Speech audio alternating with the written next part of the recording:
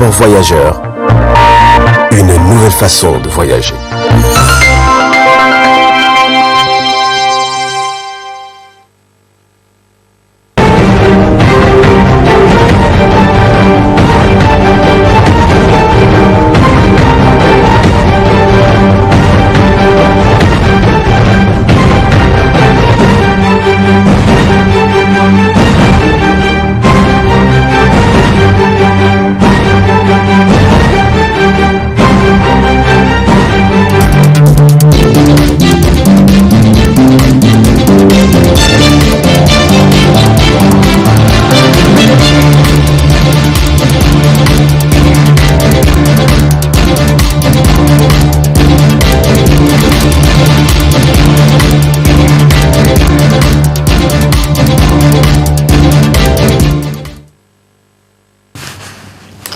Messieurs, dames, bonsoir et bienvenue à cette édition d'information sur Tambra Télévision. En ce samedi 29 janvier 2022, une édition que nous débutons par le complexe scolaire privé Reina Academy qui a fêté son premier anniversaire et c'était ce jour samedi 29 janvier dans leurs locaux 6 au quartier Bassoura. Compte rendu, Issa Adamou et Ibrahim Kantama.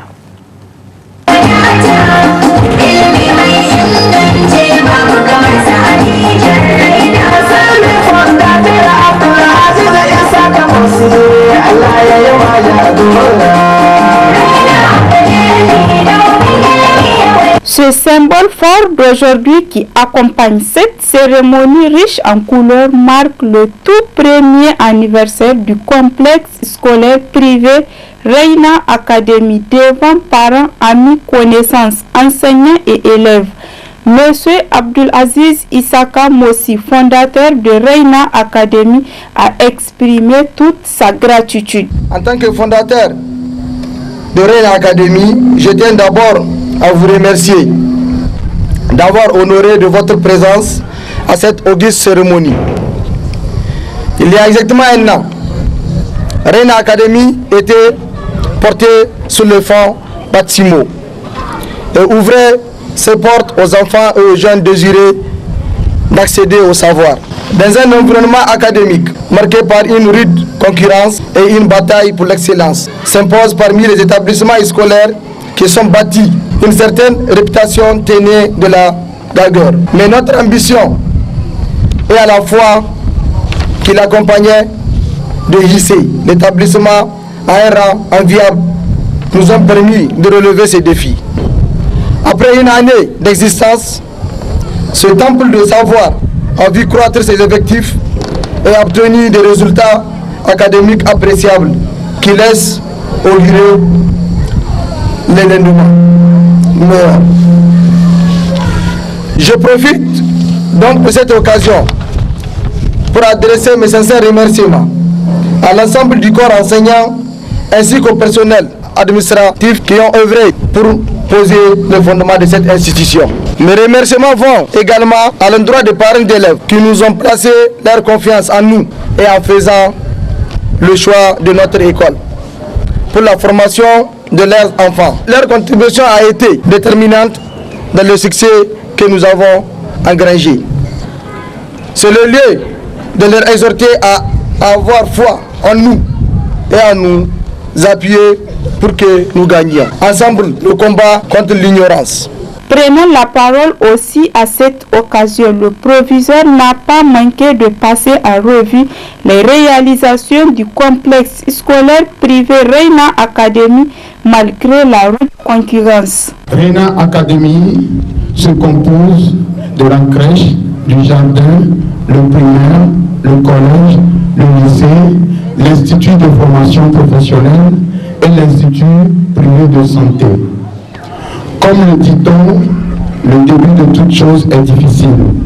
La détermination des acteurs impliqués a fait que nous avons pu terminer en toute beauté une première année avec les résultats satisfaisants.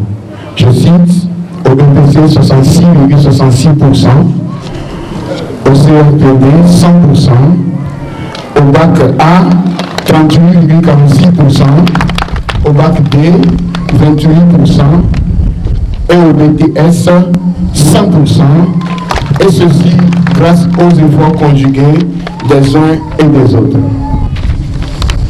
Ce résultat nous a permis d'accroître cette deuxième année notre effectif légèrement et nous comptons sur l'engagement de chacun des partis, vous les parents, nous l'administration et le corps enseignant, j'allais dire, pour amener jusqu'au début de la troisième année à un effectif estimé à 500 élèves minimum. Comme le fondateur l'a toujours à l'habitude de le dire, RENA est créé par lui, mais demeure la propriété à nous tous. Depuis la création, RENA a décidé d'octroyer aux militants des bourses d'études, des réductions à toutes les filles inscrites pour accompagner la politique du président de la République en matière de l'éducation, surtout celle de la jeune fille.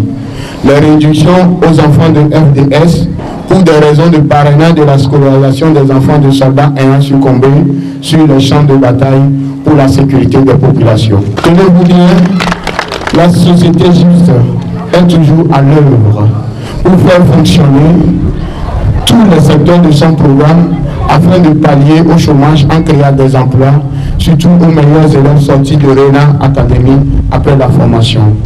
Notons que pour faire la différence, le complexe scolaire privé Reina Academy n'a pas limité son anniversaire en animation. Les élèves du primaire, tous niveaux confondus, ont été mis à l'épreuve de compétition dont l'épellation des mots qui est une coutume qu'ils exercent chaque vendredi. La lecture aussi était au rendez-vous. Enfin, les compétitions qui ont opposé les élèves confirment davantage que au Reina Academy, c'est l'excellence.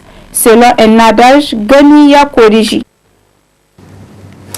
La suite de cette édition, face à l'insécurité qui sévit dans certains pays en Afrique, on constate aussi une recrudescence des coups d'État, un phénomène qui est à la une de l'actualité et une situation qui ne laisse pas indifférent le coordinateur du réseau Espérance Maman Bacha, que je vous propose de suivre dans cet extrait. Lorsque la crise persiste, elle prend un certain temps, elle prend une certaine dimension avec beaucoup de pertes tant en ressources humaines, matérielles que financières. Il arrive que, en tout cas, les hommes en uniforme pensent que cela a un lien direct avec la gouvernance, principalement la gouvernance civile, à laquelle il pourrait reprocher donc une certaine inefficacité ou un manque de cohérence par rapport aux orientations et aux instructions en termes de stratégie à prendre pour faire face à la crise. Donc, pour ce qui concerne donc ces derniers temps, on peut constater que principalement c'est lié à cet état de fait. Donc,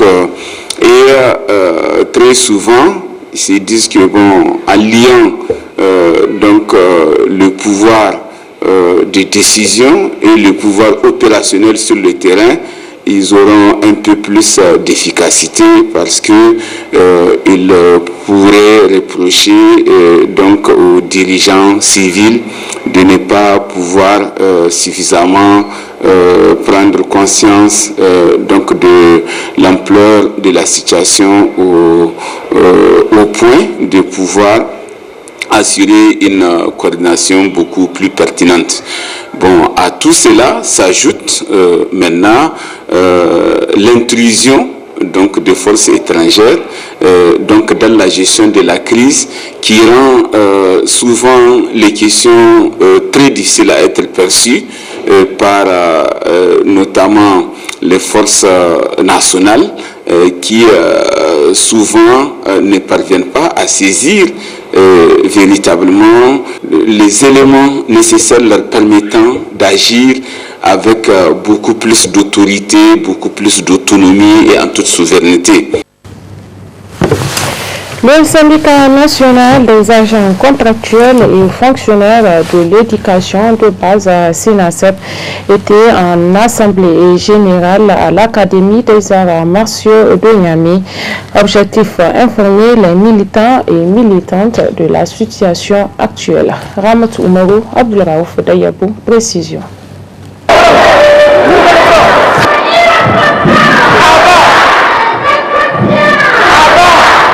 Cette assemblée générale d'information a vu la participation de nombreux militants et militantes de la dynamique des syndicats du secteur de l'éducation et des secrétaires généraux des syndicats amis de l'éducation et la société civile. Cette assemblée générale a pour objectif d'informer la grande base sur l'examination des 19 points ôtés de leurs revendications par le gouvernement et de mener des réflexions pour une amélioration du système éducatif nigérien. Nous avions pu suivre les démarches administratives qu'il faut selon les conventions internationales régissant l'exercice du droit syndical et des organisations pour amener le gouvernement à nous répondre favorablement et en respectant ces mêmes dispositions-là pour aller dans la création d'un comité interministériel. Alors en répondant à la dynamique, il ne pouvait négocier à l'époque qu'avec la dynamique parce que si c'était un crime, nous en aurions été le coupable. Maintenant que c'est un exploit, nous en sommes les héros et nous en sommes les bénéficiaires. Voilà comment la dynamique, en réalité, par voie réglementaire, a pu s'imposer auprès du gouvernement parce qu'elle s'est levée très tôt. Mais les portes sont ouvertes parce que nous voulons une lutte globale, une lutte unique pour l'ensemble des syndicats et de l'éducation, dans l'intérêt de l'ensemble des enseignants du Niger. Voilà l'objet. Parce que nous avions été divisés pendant plusieurs années et le gouvernement a profité de cette division. Il a surfé en oubliant les textes, en oubliant les préoccupations des enseignants. Il est impensable, par exemple, qu'on dise que pendant 20 ans, aucun gouvernement n'a pu stabiliser le paiement des pécules à terme échu.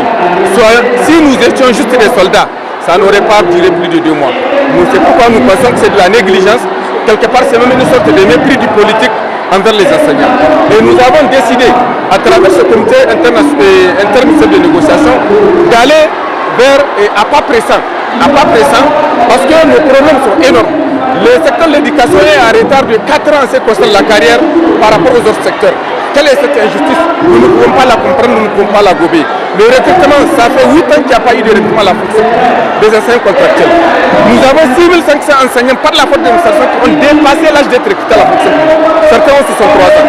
Qu'est-ce que nous avons commis comme péché? Juste le choix d'être enseignant et d'éclairer les futurs cadres de la nation. Je pense que ça ne mérite pas le traitement que nous avons. C'est pourquoi pendant le comité interministériel de négociation, à 3 reprises, la partie gouvernementale revenait sans réponse à nos préoccupations. Nous avons dit que trop c'est trop, il va falloir que nous sortions les muscles parce que nous les avons et vous avez la preuve pour que le gouvernement sache que le directoire, les 7 camarades qui partent en négociation ne sont pas seuls, ils sont nombreux. Ils représentent les milliers, les dizaines de milliers des enseignants qui viennent de montrer qu'ils sont avec nous. Alors il faut que le gouvernement fasse beaucoup attention pour que la situation ne dégénère pas. Le secrétaire général du SINASEP, M. Munkaila Halidou, se réjouit de la forte mobilisation des militants de la dynamique des syndicats du secteur de l'éducation. Nous avons voulu rencontrer nos camarades de la région de Niamey pour leur faire part de l'état d'avancement des négociations que nous avons entamées avec le gouvernement, les points sur lesquels nous nous sommes accordés avec le gouvernement, mais surtout les points qui font objet de blocage depuis un certain moment avec la partie gouvernementale. Vous avez vu la mobilisation des camarades, mais également les différentes préoccupations et surtout les interventions pertinentes des camarades qui sont en tout cas engagés à ce que nous puissions défendre la corporation, que nous devions nous battre pour défendre la dignité des enseignants. Donc pour nous aujourd'hui, c'est une assemblée générale test que nous venons de faire. Et vous l'avez vu pour une fois, nous avons délocalisé cette assemblée générale. De tradition, c'était à Gare que nous tenons ces AG, mais aujourd'hui vous avez vu, nous sommes à l'académie et Dieu merci, malgré que l'information était partie en retard et que la salle a été, en tout cas, la salle a été remplie par les camarades, ça veut dire que les enseignants de toutes les différentes contrées sont aujourd'hui prêts à être du côté de la dynamique pour que effectivement les revendications puissent trouver des solutions. La dynamique des syndicats du secteur de l'éducation en appelle à l'ensemble de ces militants pour maintenir le cap dans le cadre de la lutte syndicale. De son côté, le syndicat national des conducteurs de taxi, Syncotaxi, a lancé un préavis de grève de 24 heures pour ce lundi 31 janvier 2022 relativement aux conditions de vie de travail des agents du dit syndicat. Le secrétaire général du dit syndicat que je vous propose de suivre.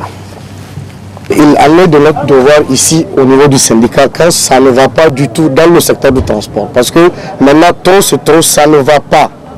Les militants se plaignent beaucoup au niveau du Syntaxi. Donc, on est obligé de passer par des négociations d'abord, par étapes. Maintenant, quand ça ne va pas, on va essayer de passer à la vitesse supérieure, c'est-à-dire de déposer un préavis de grève pour revendiquer vraiment nos doléances au niveau du gouvernement. Il y a la cherté d'abord des prix de l'essence. Ça fait un bon moment que le gouvernement nous a promis de réduire le prix à la pompe. Le 31 décembre passé, à notre grande surprise, le prix reste inchangeable. Qu'à cela ne tienne, il y a la Caisse nationale de sécurité sociale qui est en train de mener des opérations musclées, des escroqueries organisées avec nos camarades à l'endroit de nos militants. Donc, nous rejetons vraiment cette pratique que la Caisse est en train de faire. Nous condamnons, nous exigeons vraiment à la Caisse de restituer toutes les pièces qu'ils ont prises au niveau de nos militants. Parce que ça ne va pas. Il y a beaucoup d'entreprises ici au Niger qui ne déclarent pas leurs employés, la totalité de leurs employés. Il y a beaucoup d'entrepreneurs qui ne déclarent pas la totalité aussi de leurs militants. Mais pourquoi la Caisse ne fait pas une descente musclée à leur endroit? C'est les taximans, tous celui qui se lève bon moment, il dit que voilà, le secteur du transport, comme c'est le département de l'économie informelle, il faut les attaquer. Parce qu'il n'y a personne qui va réagir. Chacun ferme son yeux, chacun ferme l'œil. Donc vraiment au niveau de ce taxi, trop c'est trop, on a vraiment décidé de ne pas fermer les yeux cette fois-ci. Il y a d'autres protocoles d'accord qui ont été signés par le gouvernement qui n'ont pas été respectés. D'autres protocoles d'accord. Ensuite, il y a eu des négociations au niveau du ministère de Transport et de la ville de Niamey et on n'a pas réussi gain de cause. Donc vraiment, on est fatigué maintenant et les militants veulent que la grève. Les militants ne veulent aujourd'hui que la grève. Peut-être Dieu va nous aider à sortir dans les multiples problèmes. Place à présent à la revue de presse hebdomadaire, comme à chaque semaine. Valéa Samy a parcouru pour nous les journaux Paris au cours de cette semaine. Très bonne réception. Bonsoir. Afrique de l'Ouest, les démocraties en danger, s'exclame en gros dans sa parution le Canard déchaîné. Le Canard déchaîné qui rapporte que l'Afrique de l'Ouest est frappée depuis quelques années par un vent pernicieux qui, de pays en pays, est en train de détruire les démocraties au profit des pouvoirs militaires qui affirment vouloir changer les choses en répondant aux appels des peuples. Cette irruption nocive, écrit le journal, des hommes trahis dans un monde où la démocratie devrait être la norme, constitue un grave recul que la communauté internationale s'emploie à combattre à travers une dénonciation des putschs et des sanctions contre les pays dans lesquels les militaires opportunistes ont renversé des régimes civils. Le journal poursuit qu'après la Guinée, le Mali, c'est au tour du Burkina Faso d'être victime de cette épidémie de coups d'État militaires qui ont renversé des régimes démocratiques.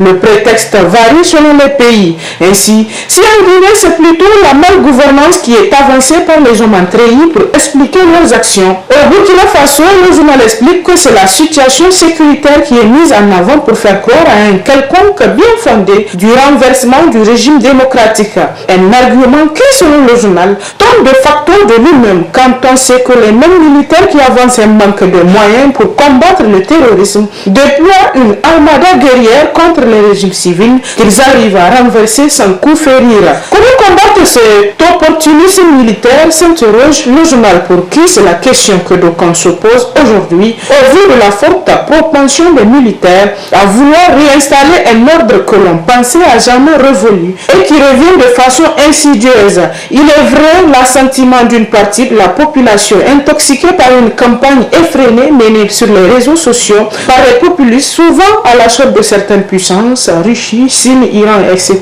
Cet opportunisme est d'autant plus curieux que les militaires n'ont jamais réglé les problèmes qu'ils avancent pour expliquer leurs actions. Les coups d'État se suivent et se ressemblent, écrit le journal, de façon interminable au vu et au su de toutes les populations qui n'arrivent pas à mettre en avant sa capacité d'analyse pour comprendre que les militaires ne règlent jamais rien. Situation sécuritaire très difficile au Sahel, rapporte pour sa part le journal La Nation. La Nation qui écrit dans ses titres la part de responsabilité de la CEDEAO.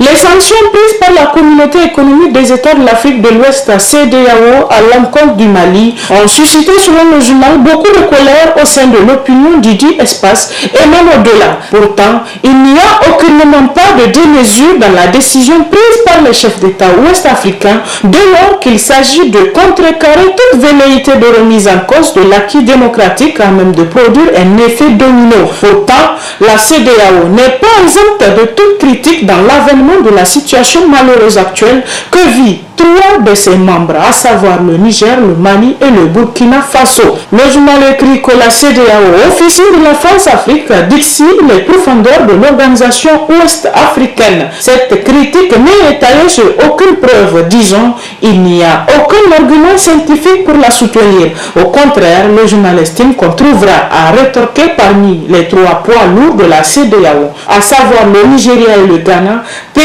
anglophones n'ont jamais été dans un rapport de subordination avec le diable français. Si on écarte la Guinée-Conakry et le Mali sous sanctions, c'est donc 13 pays qui ont décidé du sort du Mali au sommet Dakar tenu le 9 janvier 2022, parmi lesquels 7 qui ne sont pas dans le giron français: Libéria, Sierra Leone, Gambie, Nigeria, Ghana, Guinée-Bissau et Cap-Vert. Dans le contexte actuel, le journal explique que les francophones sont donc minoritaires actuellement au sein de l'espace communautaire. Par rapport toujours à cette gouvernance sécuritaire, le Hérisson écrit dans ses titres « Gouvernance sécuritaire et lutte contre le terrorisme. Niger, la digue de la zone des trois frontières ». Depuis le coup d'État intervenu au Burkina Faso, on assiste à une espèce d'hystérie sur les réseaux sociaux. À la manœuvre, les mêmes visages, les mêmes rabat-joie et les mêmes intellectuels aux belles plumes. Ceux-là même qui avaient parié leur tête l'incapacité du régime d'Issoufou Mamadou à organiser des élections et prédit l'Armageddon nigérien à la veille des scrutins passés. Le revoilà donc à l'affût dans l'espoir que cette fois sera la bonne. Mais même en se fondant sur la théorie de l'uniformitarisme de Niel, les mêmes causes produisent les mêmes effets.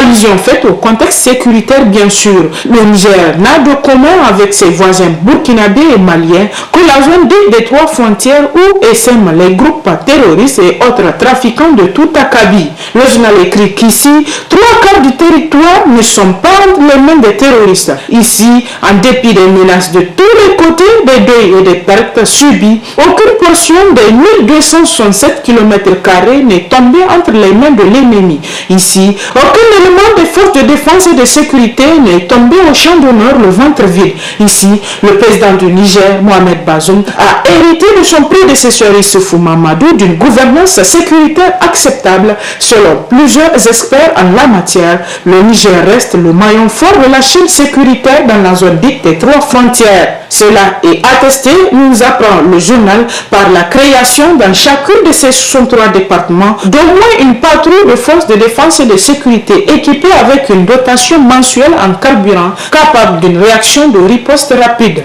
Ici, le journal poursuit que le chef suprême des armées ne s'est pas embastillé dans un palais. Il va très souvent au contact de ses troupes engagées sur les différents terrains d'opération pour les encourager. Ici, le père de la nation va régulièrement à la rencontre de ses citoyens pour les écouter, recenser leurs préoccupations afin de leur trouver des solutions et les sensibiliser sur l'impérieuse nécessité de maintenir le vivre ensemble. Ici, à aucun moment, les Nigériens ne sont tombés dans le piège des groupes terroristes qui cherchent par tous les moyens à ébranler la cohésion intercommunautaire. Puis à la une de la roue de l'histoire, la situation au Burkina Faso, apologie des coups d'État au Niger, s'exclame en gros le journal. L'exaltation des coups de force des putsch, c'est ce à quoi on assiste au Niger depuis la chute du président Roch Marc Christian Kaboré, balayé par une junte militaire au Burkina Faso. Ce malheureux événement pour le moins condamnable et répugnant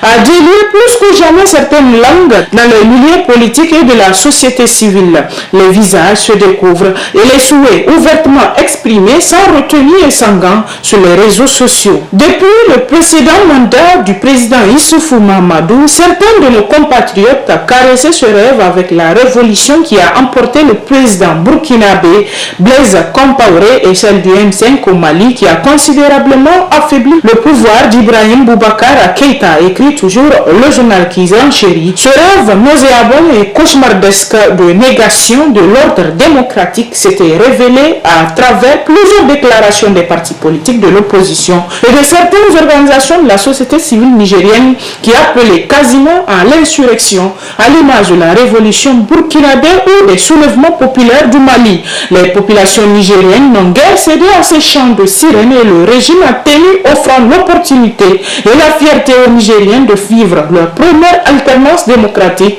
en assistant à une passation de pouvoir entre deux présidents de la République élus. Au lieu de tirer les leçons de ces échecs, les partisans des coups d'État reviennent encore en force après l'irruption des militaires en Guinée, au Mali et au Burkina Faso. Le journal écrit qu'il ne se cache plus et estime exprimer des simples opinions et ouvre même le débat. Le comble est que ceux qui condamnent ces coups de force ou qui trouvent qu'ils ne se justifient pas sont considérés par eux comme des lâches ou des valets locaux de l'impérialisme. Face à cette situation grave de remise en cause de l'ordre démocratique, le journal écrit que les partisans de cette option au Niger s'amusent sur la toile. Puis, à la une du Canard déchaîné, cette semaine, on peut lire « Démocratie au Niger, les fossoyeurs ont repris du service ». On pensait que cette époque était à jamais révolue, une époque au cours de laquelle les intellectuels et acteurs de la société civile respectés avaient participé à la démolition de l'édifice démocratique à travers un processus incongru d'attribution d'un bonus à un chef d'État qui avait achevé ses 2 mandats légaux et qui souhaitait obtenir une rallonge supplémentaire de 3 ans. Mais à la faveur des putschs intervenus dans les pays d'Afrique de l'Ouest, les mêmes acteurs perfides auxquels sont venus s'ajouter des opposants sournois ont repris les mauvaises habitudes en célébrant les coups d'État dans la sous-région. Dans l'espace, que le même phénomène se répète au Niger. On ne se refait pas, estime le journal. Puis dans les colonnes de l'enquêteur cette semaine, on peut lire Congrès du PNDS Taraya, Issoufou à la manœuvre. Qui pour succéder à Bazoum Mohamed, s'interroge le journal. Pierre Fumakoy Gado, haut représentant du président de la République, assure l'intérim au poste de président du PNDS Taraya depuis l'élection de Bazoum Mohamed à la magistrature suprême. Le parti tiendra son 8e congrès pour désigner le successeur de Bazoum. L'enjeu est détaillé, son choix risque d'être tumultueux et même fragiliser la cohésion au sein de la formation politique. Qui pour prendre les commandes, s'interroge le journal qui explique qu'en prélude au 8e congrès, la lutte de positionnement au sein du nouveau directoire national du PNDS Taraya est déjà engagée en sourdine, entraînant le gel de toute décision concernant la formation politique et même une sollicitation de l'ancien président Issoufou par le bureau pour prendre des conseils selon le quotidien Africa Intelligence. 10 ans durant, l'ancien ministre du pétrole Pierre Fumakoy Gado a géré exclusivement notre pétrole sous le règne du président Issoufou Mahamadou. Quand Bazoum a été imposé par le président Issoufou comme candidat du PNDS aux dernières élections présidentielles, Fumakoy est directement devenu l'homme fort de cette formation politique en tant que président intérimaire. Nommé haut représentant du président de la République, Foumakoy figure dans le premier cercle des camarades d'Issoufou, ce qui constitue un atout de taille pour que lui soit confié le contrôle de la direction du parti à l'issue du congrès des taréistes en vue. Seulement, ça risque de ne passer comme lettre à la poste, à en croire Africa Intelligence. Foumakoy Gado, en tant que premier vice-président et président par intérim, peut rêver d'un plébiscite des militants et des instances pour être confirmé à la tête du parti. Mais les choses pourraient en réalité être compliqué. Sous-Godor, l'auteur de l'article de Africa Intelligence. Le chef du parti est en effet le candidat naturel de ce dernier à la présidence. Confirmé, Pierre Foumakoy serait donc le candidat du PNDS à la magistrature suprême à la fin du second quinquennat auquel Bazoum peut encore prétendre, soit en 2031.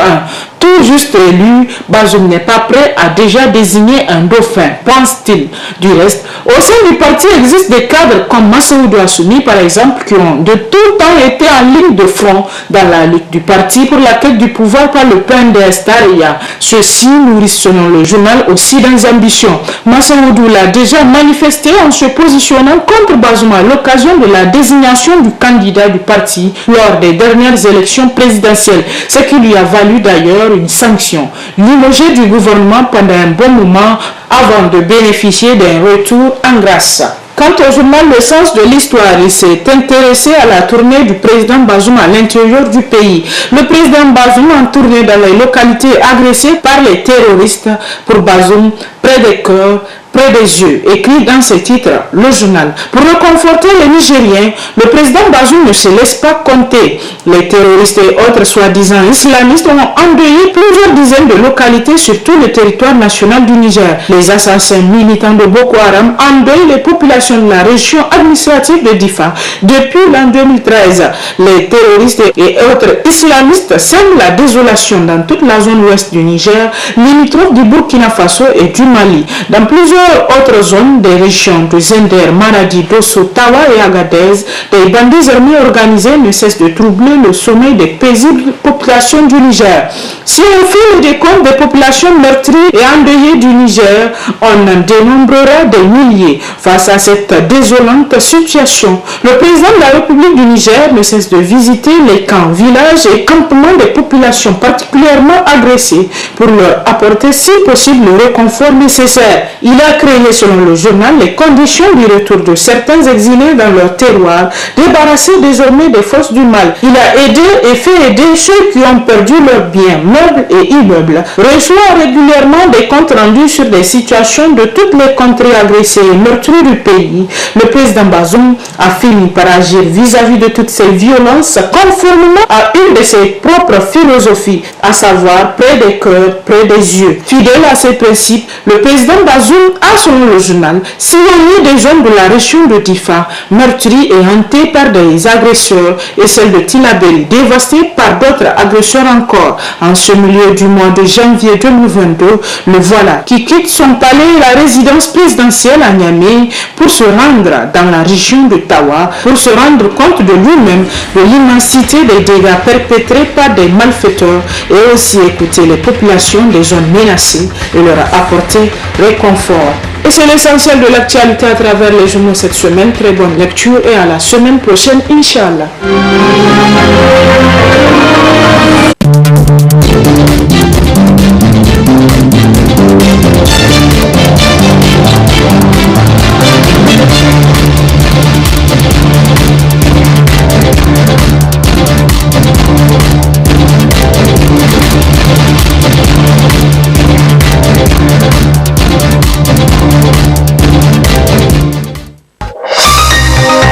Ce journal vous a été présenté par STM Transport Voyageurs.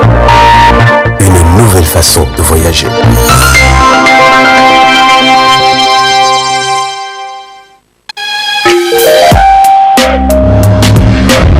Pour vos annonces publicitaires, reportages, couvertures médiatiques, ateliers, séminaires de formation,